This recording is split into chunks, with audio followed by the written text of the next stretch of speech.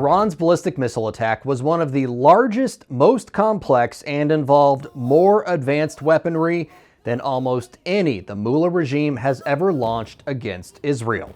More than 180 ballistic missiles were deployed. Evidence collected so far points to Iran using its Fattah-1 and Kheybarshekan missiles in the strike. There is damage on the ground, but with the help of several U.S. Navy Arleigh-Burke class destroyers, Israel's air defense systems held. The Iranians shot the 200 ballistic missiles or whatever.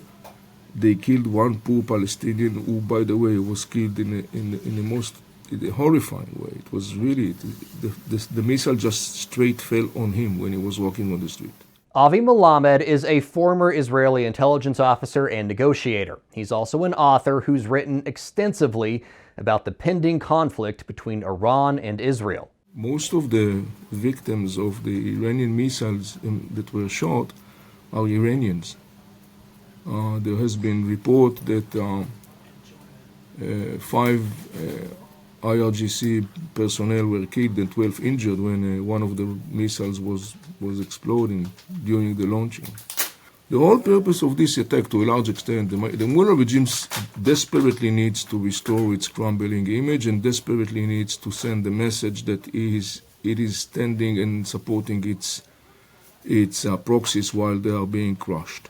In the last few months, Israel decimated Hezbollah's command structure and officer corps, culminating in a strike that took out Hassan Nasrallah, Hezbollah's leader in Beirut. As Iran's most beloved and well-armed proxy, the strikes against Hezbollah could not go unanswered. And while he previously held out hope de-escalation was still possible, Melamed says in the wake of Iran's latest ICBM attacks, it isn't likely. Well, I do estimate that Israel will attack Iran. I think that the Israeli attack on Iran will be clearly significant, and it will be coordinated with the United States because we all understand that following something like that, you can't just sit as if nothing happened. The big question now is how exactly will Israel respond? Melamed says he doesn't think the IDF will go after Iran's nuclear facilities or its petroleum production plants. If you'll ask me, I would expect the Israeli attack would be robust enough to be visually viewed across the region. I would expect it to focus on military sites, some significant infrastructure. I would even think about symbols of the government, and particularly Islamic Revolutionary Guards in Iran. And so I think that there is a wide bank of targets that Israel can choose and can hit. By hitting significant infrastructure and symbolic sites, Melamed says Israel can inflict damage to the Mullah regime, send a message that the next strikes could definitely be worse, and further demonstrate Israel's power in the region, hopefully acting as a means of deterrence against further escalation from Iran.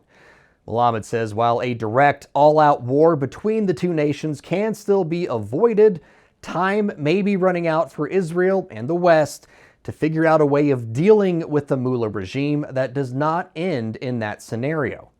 More than 10 years ago, I wrote an article where I was basically predicting this scenario. And ever since then, I have been repeating my warnings. And the reason for all this process, first and foremost, was because of the rapprochement of the Western powers towards this regime in Iran. They were not willing to confront this regime, thinking that by kicking the can down the road, somehow the problem will disappear. It did not. It just became bigger. Now, as of publication, Israel has not responded to Iran's ballistic missile attacks. When could that response come? Well, Melamed says the Jewish High Holy Days, which start on the evening of October 2nd, could impact the timeline. But he says a robust response is definitely coming. For Straight Arrow News, I'm Ryan Robertson. For more of my reporting on the conflicts in the Middle East, download the Straight Arrow News app today or log on to san.com.